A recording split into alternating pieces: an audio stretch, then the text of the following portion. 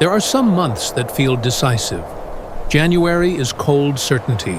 July is loud fullness. But March hesitates. It is the quiet argument between winter and spring. The ground is still frozen in places, yet something beneath it begins to soften. Light returns, but cautiously. Warmth arrives, but does not stay. To be born in March is to arrive during a negotiation. And psychologically, that matters more than it seems. From the beginning, the nervous system is shaped by environment. Light exposure, seasonal rhythms, and collective mood all leave subtle imprints. Research on seasonality suggests that early environmental conditions can influence temperament, emotional regulation, and sensitivity to mood shifts later in life. But beyond biology, there is symbolism, and symbolism shapes identity. March-born individuals often grow up feeling slightly in between. Not fully this, not fully that. Too sensitive for harsh environments, too strong to be considered fragile, too introspective to be loud, too observant to be naive. Have you ever felt like you do not belong to extremes? Like you exist somewhere in the middle where clarity is softer, but perception is sharper? Children born in transitional seasons often develop adaptability early. The world feels unpredictable. Warm one day, cold the next. Stable, then shifting. So the psyche learns flexibility. It learns to scan. It learns to adjust. But adaptability has a cost. When you learn to adjust constantly, you may forget what you prefer. When you learn to read the room early, you may stop asking what you feel. March carries both endings and beginnings, and many born within it unconsciously carry that duality in their identity. You may feel nostalgic even during happy moments, hopeful even during painful ones, comfortable in gray spaces where others demand black or white. This is not indecision, it is complexity. And complexity is often misunderstood. People like certainty. They trust what is loud and clear.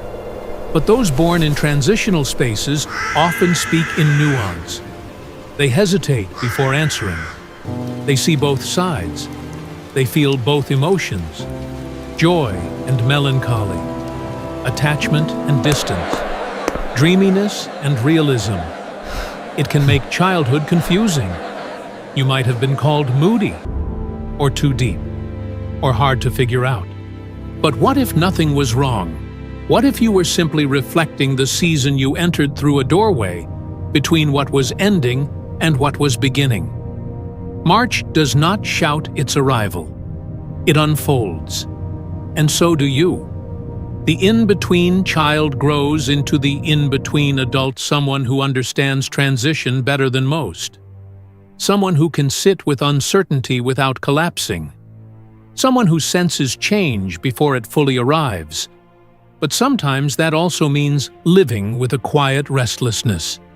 A feeling that something is always about to shift.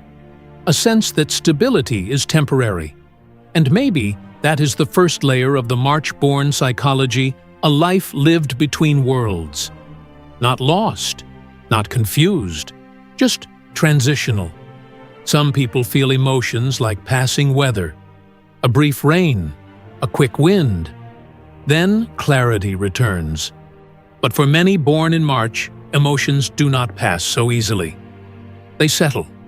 They linger. They move like tides beneath the surface. Calm on the outside does not always mean stillness within. Often there is an ocean underneath, deep, reflective, quietly powerful. Have you ever noticed how you can sense the mood of a room before anyone speaks? How someone else's sadness can sit in your chest as if it were your own? How you replay conversations not because you enjoy overthinking, but because you felt every tone, every pause, every shift in energy. Emotional sensitivity is not weakness. It is heightened perception. The nervous system of a sensitive person processes more information. Subtle facial expressions, slight changes in voice, emotional undercurrents others overlook. Nothing simply brushes past you. It sinks in. And because March sits between seasons, many born within it seem to embody that fluid quality. Water does not resist shape. It adapts. It holds. It reflects. But water can also drown when it carries too much. Many March-born individuals become emotional containers. Friends confide in you. Strangers open up unexpectedly. You become the safe place. The listener. The calm presence. But who listens to the listener? Who holds the one who holds everyone else? You may have learned early that your depth made others uncomfortable. So you softened it. You filtered it. You kept the heavier thoughts to yourself. Not because you had nothing to say, but because you felt too much to explain. And when emotions build without release, they do not disappear. They settle like sediment at the bottom of a river. Over time, that sediment becomes heaviness. A quiet, emotional fatigue you cannot always name. This is the paradox of depth. You understand others easily, but being understood feels rare. You can articulate complex emotions for someone else, but when asked how you are, you hesitate. Where would you even begin? The emotional ocean beneath you is not dramatic. It is steady. It is constant. It is always there. You feel joy intensely. Beauty moves you unexpectedly. Music reaches places words cannot. But sadness also stretches wider. Disappointment lingers longer. Empathy exhausts more deeply. And so you retreat at times. Not because you do not care, but because you care too much. The world can feel loud to someone whose inner world is already vast. You may crave connection, yet fear emotional overload. You may love deeply, yet need solitude to recover. This is not inconsistency. It is regulation. An ocean must have stillness between waves. And perhaps the second layer of the March-born psychology is this: a heart that feels in currents, a mind that absorbs in silence, a depth that rarely announces itself, yet shapes everything. On the surface, calm. Beneath it, movement. Always movement. There is a quiet contradiction that lives inside many March-born individuals. You long for closeness, yet you disappear when it becomes too much. You crave understanding, yet you struggle to explain yourself. From the outside, this can look confusing, even inconsistent. But inside, it feels necessary.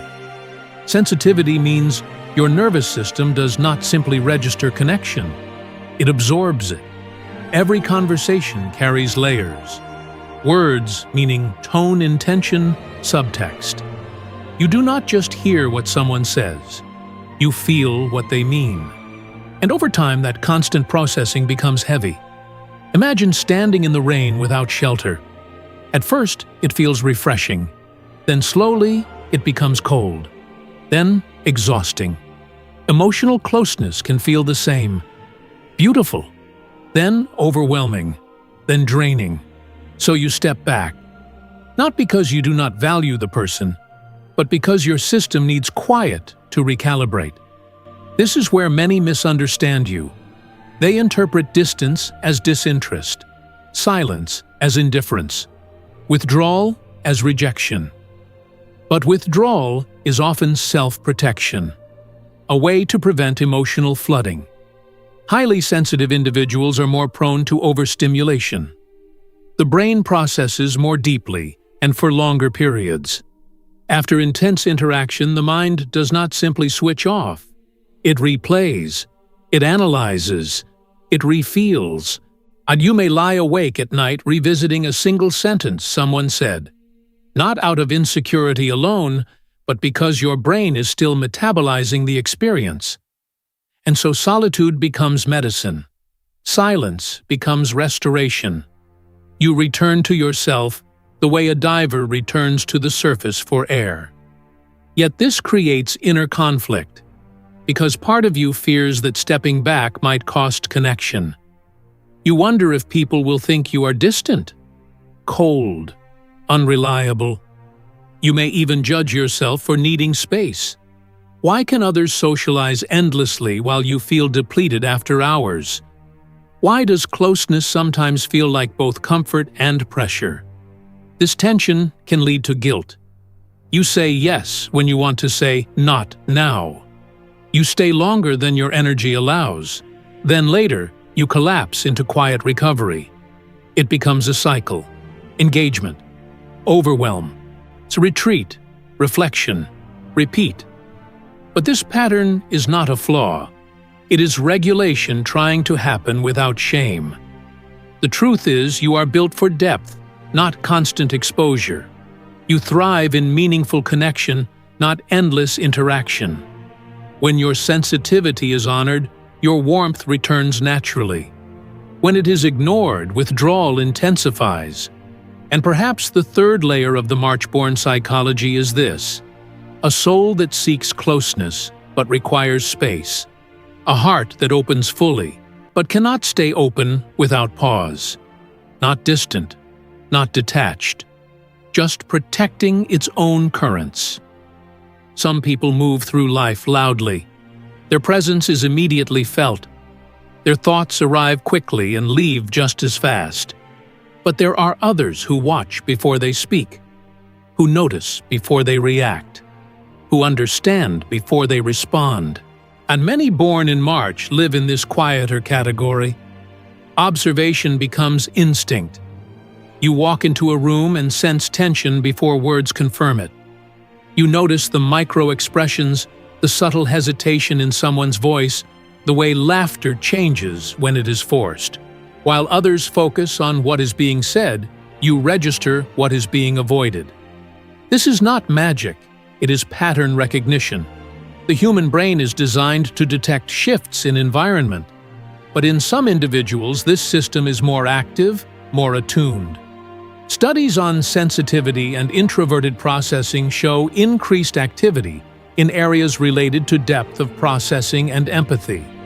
The mind does not skim. It studies, and when you study life constantly, you begin to see layers others miss. You might have been called wise for your age, mature, old soul. Not because you had all the answers, but because you asked deeper questions. Why did that person react that way? What are they not saying? What happened before this moment? Curiosity about human behavior becomes natural. Yet being an observer has its weight. When you see patterns clearly, you cannot unsee them. When you sense shifts early, you often carry knowledge others are not ready to acknowledge. You may predict endings before they arrive. Notice cracks before they widen. Feel distance before it is admitted. And sometimes you stay silent about it. Not because you are passive, but because you understand timing. Still observation can slowly turn inward. If you notice everything outside, you may also notice everything within. Every flaw, every insecurity, every minor mistake. And the same depth of analysis you apply to others can become self-scrutiny. Overthinking begins here, not as chaos, but as careful examination. You replay interactions not to torture yourself, but to understand them. But understanding can become rumination when it has no closure. You may wish sometimes that you could switch it off, that you could take things at face value instead of sensing the undercurrent, that you could laugh without analyzing tone, trust without reading subtext. Yet this awareness is also your gift. You offer insight that feels grounded, advice that feels intuitive, presence that feels safe because you are truly paying attention. The world often moves quickly, loudly, impulsively, but you move thoughtfully, intentionally, watching the details most overlook. And perhaps the fourth layer of the March-born psychology is this: a mind that sees beneath surfaces, a heart that listens between words, not dramatic, not intrusive, just quietly aware. When someone is calm, others begin to rely on that calm. When someone listens well, others begin to lean. When someone rarely explodes, others assume they never will. And slowly, without discussion, a role is assigned. The stable one, the understanding one, the emotionally strong one. Many born in March grow into this silent expectation. Because you observe before reacting, people assume you are unaffected. Because you carry depth quietly, people assume you are steady. Because you hold space for others, they assume you do not need space yourself. But calm does not mean empty. Strength does not mean unbreakable. And understanding does not mean unlimited capacity. You may have learned early that your composure made others comfortable. So, you maintained it. Even when you were confused. Even when you were hurt. Even when you needed reassurance too. There is a subtle pressure in being perceived as wise or grounded. You begin to edit your vulnerability. You filter your frustration. You become careful not to disturb the image others hold of you. Over time, this creates emotional isolation. You are surrounded by people who trust you, yet rarely see the full weight you carry. You may hesitate to share your struggles because you fear disappointing them. If you are the strong one who holds you when you are tired, if you are the listener who listens when your own thoughts grow loud, and so you become self-contained. Not because you do not crave support, but because you are used to being the provider of it. This pattern can slip into people-pleasing. You sense expectations before they are spoken. You adjust to meet them. You say it is fine even when it is not. You reassure others even when you feel uncertain. And because you are adaptable, you manage it well. Until one day, the quiet exhaustion surfaces. Not as drama, but as heaviness. A feeling of being unseen in your own steadiness. The world often praises resilience, but rarely asks what resilience costs. Being emotionally reliable can feel like carrying invisible weight. Others see your balance, but not the effort behind it. They see your patience, but not the restraint it required. They see your wisdom, but not the nights you questioned yourself.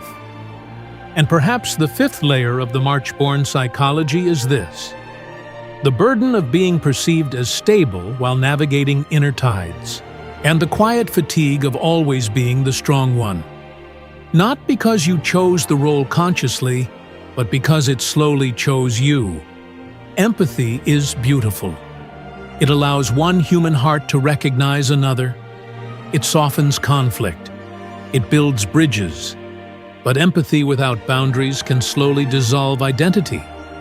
Many born in March feel others not as separate experiences, but as shared currents. Someone's sadness enters your chest. Someone's anxiety tightens your shoulders. Someone's disappointment lingers in your thoughts long after they have moved on. At first, this feels like connection. Proof that you care deeply. Proof that you are attuned. But over time, something subtle happens. The line between what is yours and what is theirs begins to fade. You may struggle to identify your own emotions because you are carrying so many at once. Are you tired, or did you absorb someone else's stress? Are you upset, or did their mood settle into you? This is how boundaries blur quietly. Not through weakness, but through openness. Psychologically, this can relate to porous emotional boundaries often seen in highly empathetic individuals. The nervous system mirrors others quickly. Mirror neurons activate. Emotional contagion occurs. And without conscious separation, the body does not always differentiate. Relationships can become especially complex. You merge easily. You adapt preferences. You anticipate needs. You shape-shift gently to maintain harmony. It feels natural at first, almost effortless. But slowly, you may realize you have drifted from your own center. Your opinions soften. Your desires become negotiable.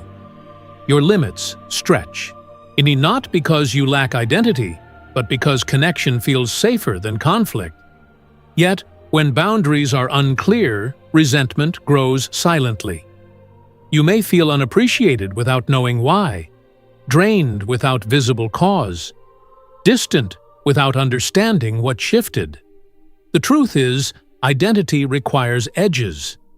Even water needs a shoreline to hold its form. Without boundaries, empathy becomes self-erasure.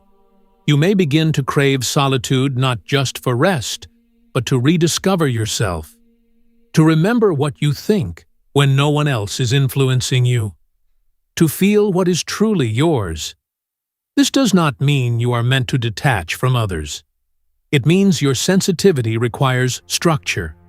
Depth requires containment. Care requires limits. And perhaps the sixth layer of the March-born psychology is this: a heart that merges easily, yet must learn separation. A spirit that connects deeply, yet must rediscover its own outline. Not cold, not guarded, just learning where it begins and where others end. There comes a moment when exhaustion becomes awareness. Not dramatic, not loud, just a quiet realization that something inside has been stretched too far for too long. For many born in March, this moment does not arrive as anger. It arrives as stillness. A pause. A subtle withdrawal not from others, but from old patterns. You begin to notice how often you minimized yourself to keep peace. How often you absorbed emotions that were never yours to carry. How often you accepted the role of the calm one, even when your inner world was restless. And slowly, something shifts. You stop apologizing for needing space. You stop explaining your sensitivity as if it were a flaw. And you stop over-translating your feelings so others feel comfortable. This is not rebellion, it is integration. Psychologically, growth often begins when self-awareness meets fatigue. When coping strategies that once protected you no longer feel sustainable. The nervous system that learned to scan and adapt begins to seek stability within instead of outside. You turn inward not to isolate, but to realign. Questions surface. What do you actually feel beneath everyone else's expectations? What do you want when no one is watching? What does rest look like when it is not recovery from emotional overload? This stage can feel lonely at first, because when you change quietly, others may not understand immediately. They may sense distance where there is actually clarity. They may interpret your boundaries as detachment. But something inside you knows this shift is necessary. You begin to see your sensitivity not as fragility, but as depth. Your withdrawal not as avoidance, but as regulation. Your complexity not as confusion, but as wholeness. Integration means holding both sides without shame. The emotional ocean and the need for shore. The observer and the participant. The nurturer and the one who needs nurturing. Instead of choosing one identity, you allow both to exist. This is the turning point. Not becoming someone new, but returning to who you were before constant adjustment. A quieter confidence forms. Not loud self-assurance, but grounded acceptance. You no longer need to prove your depth. You no longer need to carry what is not yours. You begin to trust your inner rhythm instead of external demands. And perhaps the seventh layer of the March-born psychology is this: the courage to honor your own tides, the strength to choose clarity over endless accommodation. Not hardened, not distant, just aligned. There is something sacred about thresholds. Doorways are not destinations. They are spaces of transition. They hold the memory of where you have been and the possibility of where you are going. March exists in that space, and so do many who are born within it. For a long time, being in between may have felt like confusion. Not fully one thing, not fully another. Too emotional for some, too detached for others, too deep for the surface, too quiet for the noise. But what if this in-between nature was never a flaw? What if it was integration all along? You understand endings because you feel loss deeply. Not you understand beginnings because hope lives close to your heart. You can sit with uncertainty because you have lived inside it. You can sense change before it arrives because you have always carried transition within you. The world often demands certainty, clear labels, fixed identities, immediate reactions. But you are shaped by a season that moves gradually, that softens ice before flowers appear, that shifts light slowly across the sky. Your strength is subtle. It does not demand attention. It unfolds. The emotional ocean you carry allows you to love with depth. The observer within you allows you to understand complexity.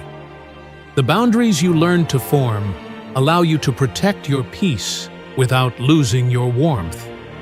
Being in between means you are bridge and shoreline, ending and beginning, stillness and movement. And perhaps that is why others feel safe around you even when they cannot fully define you. Because you hold contradiction without panic.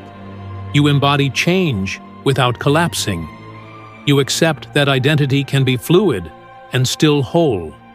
If this reflection felt familiar, if something quiet inside you recognized these words, then perhaps you have always known that your depth was not accidental. It was seasonal. It was shaped by transition, and it was never meant to be simplified. You are not too much. You are not too distant. You are not difficult to understand. You are layered, and layers take time. If this video made you feel seen, if parts of it echoed your own silent experiences, you are not alone in that complexity. There are others who live in the in-between, who feel deeply and retreat gently, who observe quietly and love intensely. And if you would like to stay connected, you can subscribe and become part of this quiet psychological space where the hidden corners of the human heart are explored with care. A place where nuance is welcomed and silence is understood. And if you feel comfortable, you may share your thoughts below, not because you have to, but because your words might help someone else feel less alone in their own depth. You deserve gentleness.